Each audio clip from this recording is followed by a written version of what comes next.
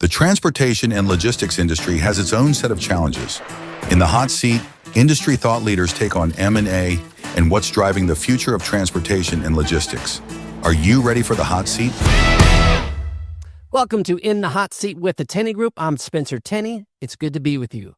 USA Truck is back, baby, and I've got the perfect person to unpack what that means for this industry.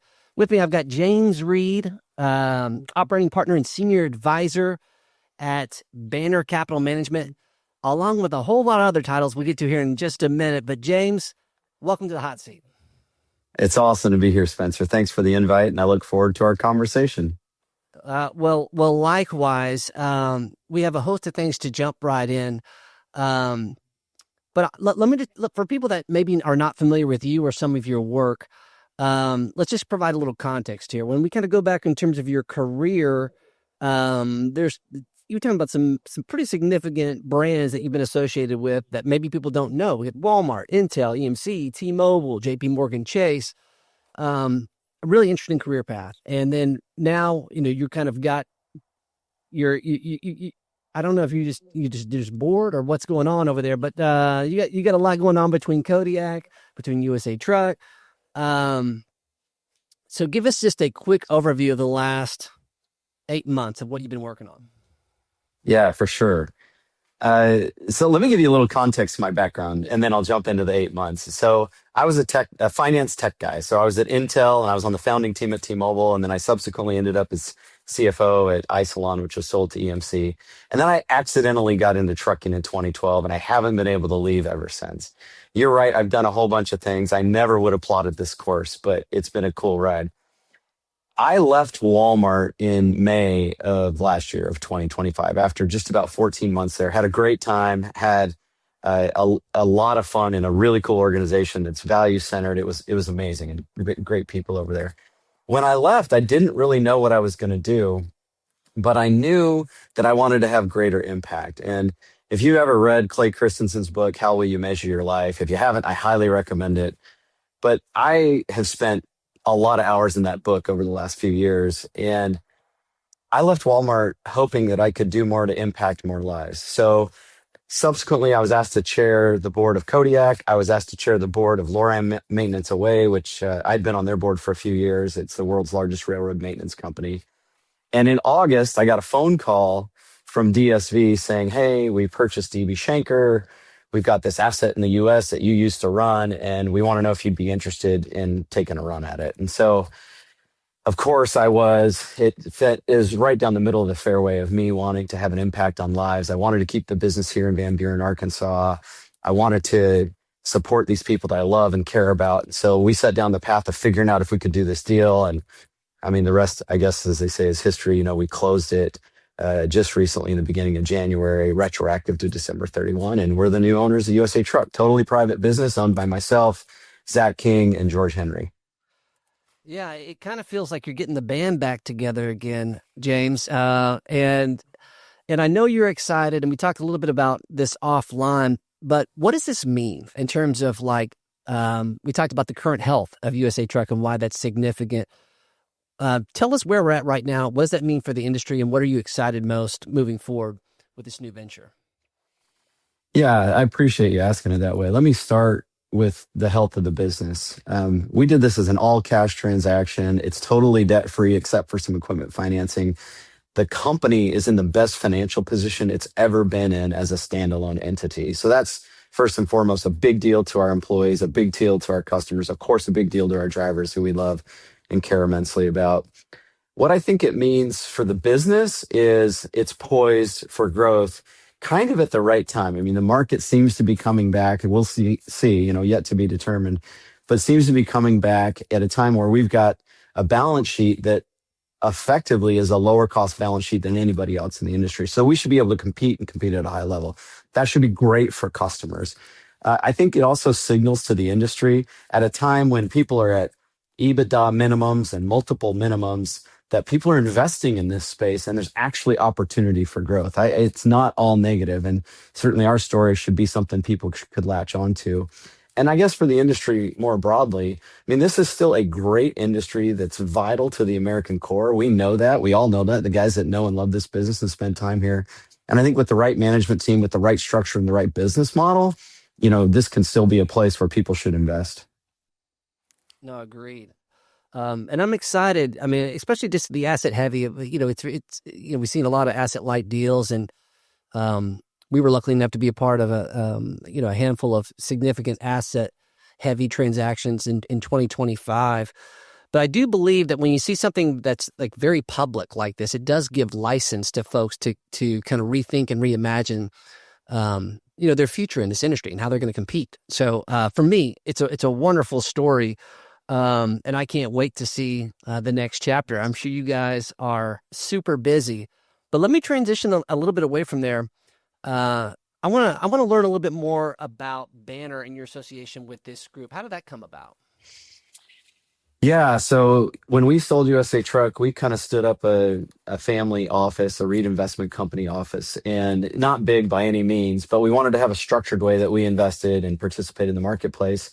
And I got introduced to Tanner Ainge, who runs Banner Capital. And first we entered our relationship with them as investors. And so it's kind of funny. I won't tell you what the investment was, but it was a pretty sizable investment. I turned to my wife, Cresta, who's amazing, and said, "Hey, I think you should make the call on this one." And she went into the office and came out and had done a bunch of consumer research on this business that Banner has a large position in. And we made a sizable investment. And it went really, really well. And I got to know Tanner and his team over time. And I just said, "Hey, look, if you guys ever need help and want to do a platform that's kind of gritty," because I like trucking, I like gritty, operational, kind of industrialized businesses, I'd be glad to help. So I looked at a few businesses with them. I looked at some trucking businesses. I looked at some roofing businesses. And Tanner called me last year and said, "I think I've got it."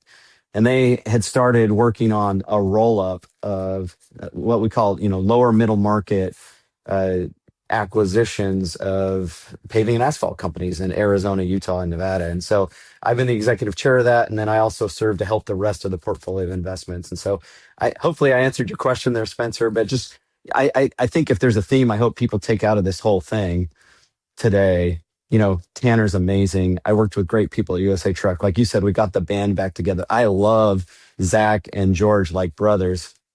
I get to work with people that I really like. And I'm at a spot in my kind of investment horizon where I only work with people I like. And so I think the short answer to Banner is Tanner and I really hit it off, and we just looked for an opportunity to work together. And that's how I landed there.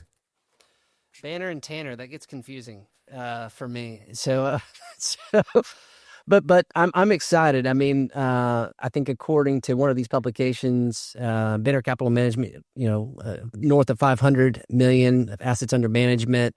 I love that blue collar approach of what you guys are doing, and I can see why that's a good marriage of your skill set and background and how that's going to bring value to that group. Very exciting. I want to unpack because there's a lot of things. There's so many folks that are on the verge of a turnaround right now, and they've been really hanging in there. And you and Zach and the rest of the team did a tremendous job of turning USA Truck around. And I wonder what advice you would have to some folks, because some folks this freight recession has gone a year and a half, 2 years longer than what some people projected, which has put a lot of folks in a very challenging position. If you put your turnaround hat on, going into where we might get a few tailwinds from the freight market, what would be some of the blocking and tackling that you would recommend for some of these folks to get back in the game and get on the right path? Yeah, so I used to have a spiel that I would kind of share about this, and I haven't got to practice that in a while. And I think I'll add a fourth element to it. I think the first element, this is the added element. I worked for Andy Grove at Intel. He was my last boss at Intel. I worked in strategic capacity planning, really cool spot inside the organization. And Andy was just one of the best managers of all time. And we used to say, devil's in the details and so's the money. I mean, we were maniacal about tracking our operational inputs and the outputs that come from that. So I think, piece of advice number one, people say, well, trucking's a penny's business. I don't think that's true. I think it's a tenths of a penny business. And I think a lot of people don't watch the store. So I would start there. There are three other kind of strategic vectors, especially in an asset business. And I'll give you another one, I guess the fifth one, about asset light. When we got to USA Truck, we were, and this was not a compliment, we were kind of a you call, we haul business. And our rates were not where the rates needed to be. So I watch very closely what industry rates are in all the different modalities and make sure that you get pricing right. In the trucking business, if your pricing isn't in the market, at the market, or above the market, you're in a spot where you're in peril. You cannot be underpriced vis-a-vis the rest of the market. So that's one, is get your pricing right. And these three things are orders of magnitude between them and in order of importance. And the reason I know this is we built the spreadsheets and did the math and ran the sensitivity. So pricing first. The second thing is seated trucks. People often in trucking will focus on utilization, and that's important and intuitive. But if a truck's unseated, it doesn't matter what the utilization is on the rest of your trucks. And the math just bears it out. So pricing, seated assets, and then finally utilization in that order. Now, I'll just give away the secret of USA Truck's success in brokerage with I guess now that I added a fourth, I'll now add a fifth, my final point. In 2019, we lost money in our brokerage business. And George Henry, who's now the CEO of USA Truck and does a great job, and I were meeting, and I'm just a math guy. So I said, at some variable level of contribution, how many loads would we have had to do to make this business profitable in 2019? We figured out what that number was. And I think people sometimes get fixated on net income or other kind of gap measures. I come from the school, and again, I learned this from Andy, of cash is king. And so I talk to people all the time about, in the old corner store that had a cigar box. And if the lid's going up, you're doing well. And if the lid's going down, you're not doing so well. What we did in our logistics business, and you can go back, Spencer, and look at the scorecard from the public companies that kind of went into COVID, got rid of a lot of people in brokerage, and then tried to ramp them back up. I called it, we'll keep it PG for your podcast, I call it the STAG model, stuff through a goose. You can substitute another word there at the beginning. But we just figured out what marginal contribution we could get out of the single load. And we ran as much of that stuff as we possibly could because I didn't want to lay off people. I didn't want to affect lives. And I certainly didn't want to lose money. And so when COVID hit in 2020, we didn't fire anybody. We just we took lower and lower margins, but still, even if we could make a little bit on a load, we would take it. And go look. You can look at the hockey stick that happened in the back half of 2020. USA Truck had a 3-quarter head start on everybody else in the public markets because we never stopped the stuff through a goose. We were good at putting volume through the machine, and when the volume came back, we killed it. So long answer, but that's kind of how I think about those 5 strategic things. Stuff through a goose. I mean, if we don't take anything away from this conversation, but that, I think we got some gold on that. No, I think it's wonderful. So what do you think is up ahead? I mean, just in terms of big picture outlook for the asset market, what are you excited about? What do you see as some threats? Yeah, it's really interesting. What I'm excited about in the asset market is I think customers have become more and more discerning and have higher and higher expectations, which I think is great for our industry. I think higher quality, safer operations, with some sort of, and I don't mean government regulation, but price regulating type mechanism is awesome. I really do. Trucking has always been this business where if you've got a relationship in a truck, you can get business. I don't think that's changing anytime soon, but I think the standards are getting higher and higher, and that's good for all of us. It makes us, reach a little higher. I was at USA Truck last Monday and I had everybody put their hands up. You've all heard this before. I go, put your hands up now, reach a little higher. That's what I'm excited about in trucking. I think the other thing, and this isn't like some, wanton advertisement, but I have to say it. I'm excited about technology in this space. It's kind of, vogue to say AI this, AI that, but it's real. We need to find ways to increase efficiency of our business. And I think sometimes people get afraid and say, well, geez, what does that mean to my job? Or what does that mean to my future? Or drivers, especially when it comes to autonomy. Look, I listened to another podcast. I don't know if it's cool to reference other podcasts on your podcast, but if it's all right with you, Go I'll look for a head nod. All right. I listen to the Acquired podcast almost religiously. And I listened to Jensen Huang last year talking about the implications of AI and people that think that jobs are going to go away. And I just love the way he said it. He said, look, the human history is as we innovate and become more efficient, we find ways to apply those efficient earnings into new avenues and investments, which also create jobs. Now, you may not be doing the same job you're doing today in the future. I mean, there are very few horse buggy drivers today, but people evolve and learn and grow, and there will be new avenues for capital investment over time. And so I'm excited about what technology, specifically AI, especially condensing and making more efficient workflows. And as that pertains to driving trucks, I don't think autonomy is going to take over the world, but I do think autonomy is going to have very specific applications that will be game changers from a safety, efficiency, timeliness, and predictability in our industry. And I'm super stoked about those items. Well, that's a great segue into Kodiak. So I believe it's September 25th. Kodiak goes public through SPAC merger, $2.5 billion valuation.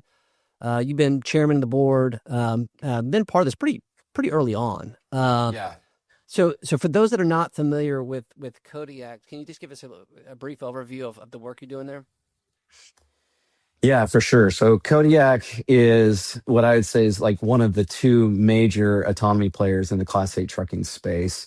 It was founded by Don Burnett, who is I'd call him a technology native, but also one of the original innovators in this space. He's been at this for almost 20 years. Kodiak is led by an incredible team of really intelligent engineers who take a fundamentally different viewpoint on autonomy as opposed to using I'll call it the typical models. They use perception-based models to identify and react and respond to the elements around you. And you can go to Kodiak's website and look at the investor decks and see all of the details that we've shared publicly. My role there originally when we sold USA Truck, I went there as the COO, and it was really to help Don and his team kind of get some professionalization around the trucking side of the business. I was really blessed to be able to participate in the formation, the strategy of the business, but really followed Don and Andy's lead. These are really bright people that really understand this in a intuitive way. And then after I left Walmart, Don and team asked me, hey, James, would you be willing to serve as our chairman? And so as the chairman, we've been working with Ares Corporation, which is who we de-SPAC'd with. Really smart, really well-known team in the PE space. Incredibly bright people. And so my job has been to bring the company into the public forum and really for the first time have our first public board. And we have an incredible team. We have the former leader of GM's Cruise. We have Ken Goldman, who was the CFO at Yahoo. We have the former leader of Lyft. We just have some incredible talent on our board. It's really an embarrassment of riches. Well, that's exciting. So at the time of the announcement of going public, Kodiak had logged, I think, 3 million plus miles. I don't know where it is now. That's pretty remarkable. I mean, that's not insignificant at all in terms of moving freight. And there's a lot of public angst around. At least there's been. But my sense is that's evolving pretty quickly. Like, what's your take on where we're at right now in terms of the public's comfort level with having 80,000 pound trucks out on the road? Without someone behind the wheel, and when do you think that's going to change and become more normal? Yeah, for sure. Let me answer it in kind of a layered way. So strategically, Kodiak, I think, has a really inspired strategy.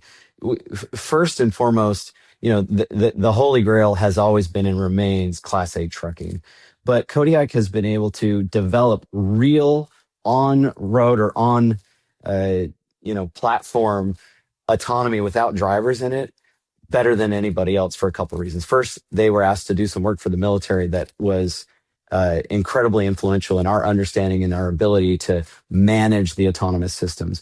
That then springboarded into what we call industrial, and this is all in the investor deck.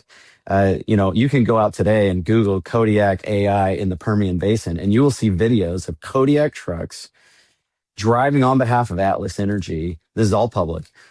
In the Permian Basin without drivers in it. So Kodiak is really the only Class 8 company that's getting paid for driver out autonomy today. Nobody else can say that, I don't think.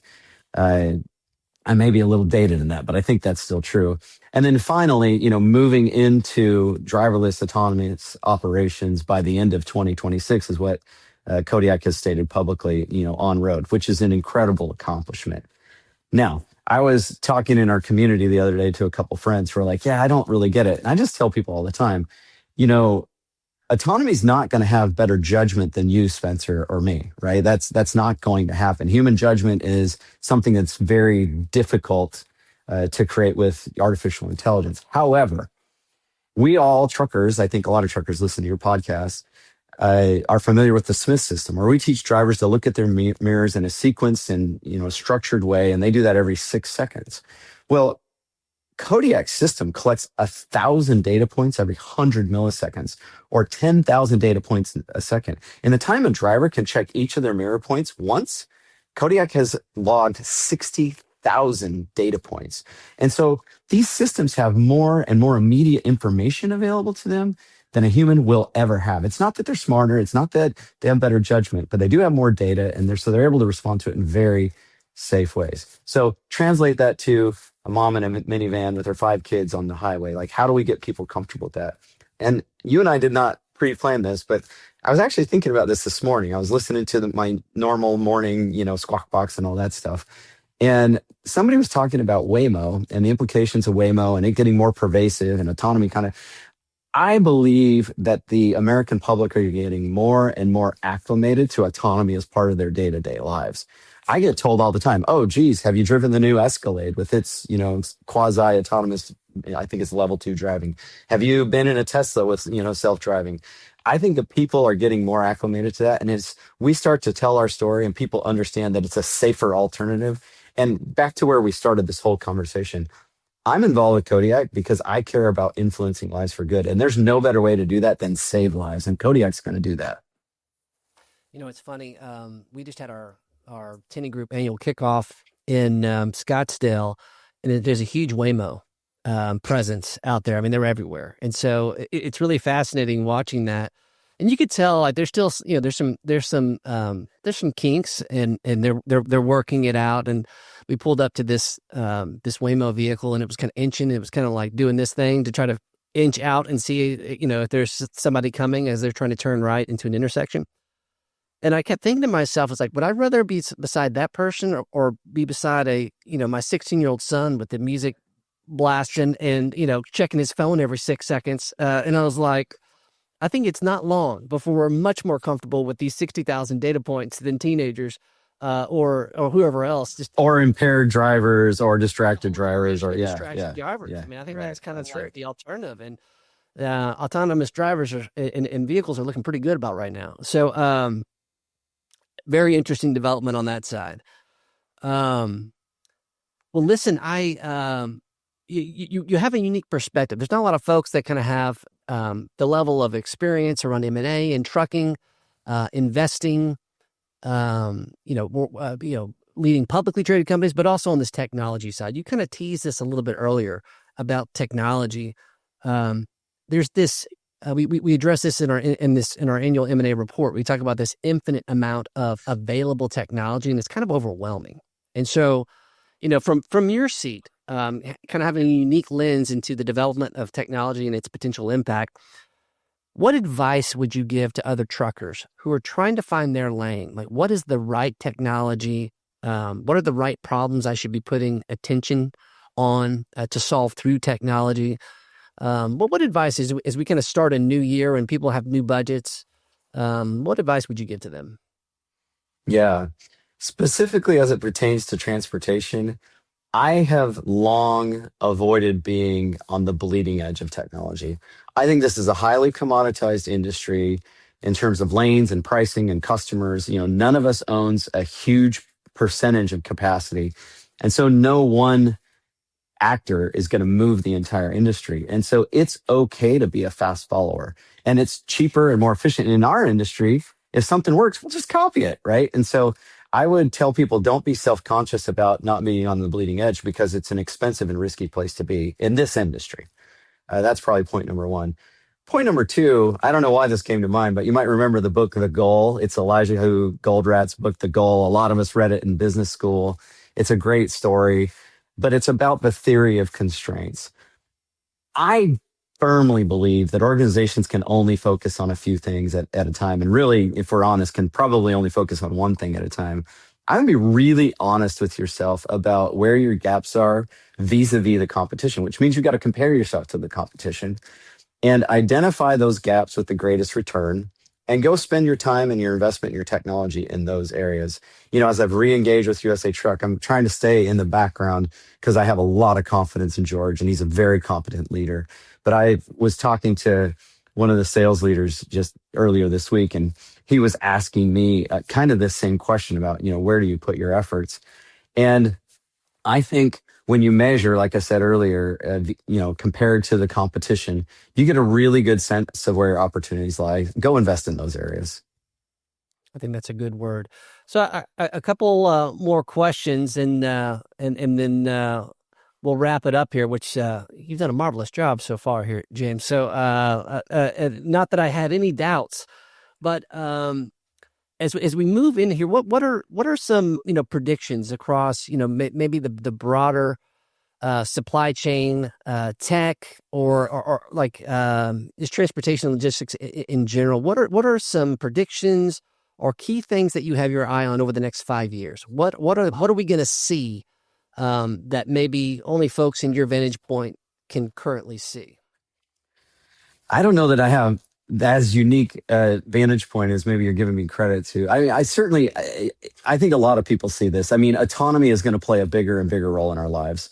You know, we were at the Polynesian Culture Center last year, my wife and I, and it's on the campus of BYU Hawaii on the North Shore, and they had robotic tray gatherers that would go around these totally autonomous things and collect trays off of people's tables. I was at the Seattle airport recently, and, you know, thankfully I don't need to use a wheelchair yet. But if you need a wheelchair in I think it was the D terminal of the Seattle airport, they're all autonomous. Autonomy is coming, and it's a big part of what we're going to do over the next 5 years for sure.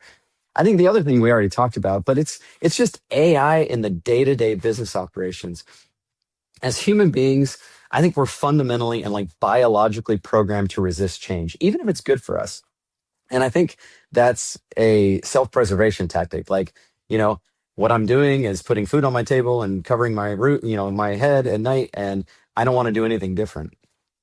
I think lots of companies, if they did some value stream mapping and looked at the tools that are available, would find that there are massive opportunities today to apply smart tools to make their business even more efficient. And I know we've talked about it, and you were looking for something maybe a little bit revelatory, and I'm sorry I'm disappointing you on that front, but I think AI is going to be the theme. Like, AI is the theme, and I would look for opportunities to embrace it, not to resist it. Do not give it the Heisman, because in a commoditized industry, you're going to get left behind if other people are doing things in an automated, cheap fashion, because it's only going to get, Spencer, cheaper and cheaper and cheaper. Storage gets cheaper, CPUs get cheaper, and, you know, it's Moore's Law. Everything's going to get cheaper, and we're only at the beginning of this. Well said, sir. So one final question, a little bit of a wild card for you, sir. Now, clearly you're a doer. We've already addressed all the things you got your hands, and you're also a learner. You've cited a couple of podcasts, a couple of recommended books. I mean, there's a lot of nuggets here for our folks here. My question is this: what does James Reed do to recover? You're a busy man. How do you recharge yourself when you're not doing, thinking, learning? What do you do for yourself to get recharged and get back in the game when you need to? Man, that's such a great question. Well, I'm sitting in the general manager's office at my local golf course doing this podcast today, so I'm going to go play golf after this. I love to play golf. I noticed. I love to see. For me, James. So, I apologize. This is the best I got, Spencer. Look, on a personal note, my wife and I have 6 kids. We have 8 grandkids. We do everything we possibly can to spend time with them and be with them and be influenced by them. And hopefully we have a little bit of influence on them. That gives me great joy. I spend as much time as I can in the mountains. I know I live in Arkansas, but I grew up in the mountains skiing. I'm going to do a randonnée tour here in a couple of weeks with a buddy of mine up in the Utah mountains, a yurt to yurt tour. And I think the last thing, and I hope this is okay for your podcast, Spencer, but, for me, it's my faith. I mean, everything I do is to try to glorify our Heavenly Father and Jesus Christ. And that gives me a ton of energy in my life. And it's where I spend a lot of my time serving in my church, serving the people in my community. Those are the things that, fill me up. Well, I love that. And clearly that comes through, and I don't think that's a surprise to anybody. But James, hey, listen, thanks for what you're doing. I'm so excited about the journey that you're on and the things you got your hands on. Appreciate you pausing to share some insights with our listeners. That's going to do it for us here in the podcast, in the hot seat. We will see you next time.